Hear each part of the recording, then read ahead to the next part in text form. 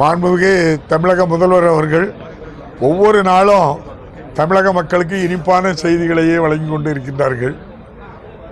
2003ஆம் ஆண்டு முதல் நிறுத்தப்பட்டிருந்த பழைய ஓய்வூதிய தொகையையும் நம்முடைய மாண்புமிகு முதல்வர் அறிவித்திருக்கின்றார்கள். இவ்வாறு ஒவ்வொன்றும் சிறப்பான திட்டங்களாக தமிழக மக்கள் மகிழ்ச்சியோடு இருக்கின்றார்கள். அதுபோல் நம்முடைய தமிழக மக்கள் 2,22,00,000க்கு மேற்பட்ட குடும்ப அட்டைதாரர்கள் பொங்கல் விழாவை சிறப்பாக கொண்டாட வேண்டும் என்பதற்காக ரொக்கப்பணமாக 3000 ரூபாயும் ஒவ்வொரு குடும்ப அட்டைதாரருக்கு 1 கிலோ பச்சரிசி, 1 கிலோ சர்க்கரை, ஒரு முழு கரும்பு, வேஷ்டி சேலை உட்பட அனைத்தும் வழங்கி எல்லோரும் மகிழ்ச்சியாக இருக்கின்ற அளவுக்கு ஏற்பாடு செய்திருக்கின்றார்கள்.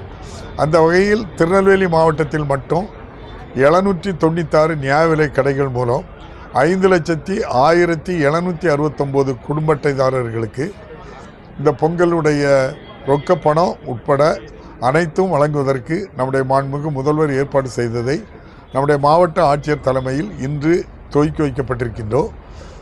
எல்லா குடும்ப அட்டைதாரர்களும் எந்தெந்த நியாய விலை கடைகளில் நீங்கள் இந்த பொருட்களை, இந்த ரொக்கப்பணத்தை வாங்குவீர்களோ அந்த பொங்கல் பரிசுக்கு எந்த நேரத்தில் வர வேண்டும் என்று சொல்லி உங்களுக்கு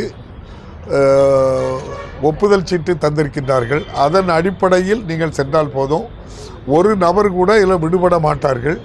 ஆகவே நம்முடைய குடும்ப அட்டைதாரர்கள் முண்டி அடித்தோ நெருக்கி அடித்தோ காத்திருக்க வேண்டிய அவசியம் இல்லை.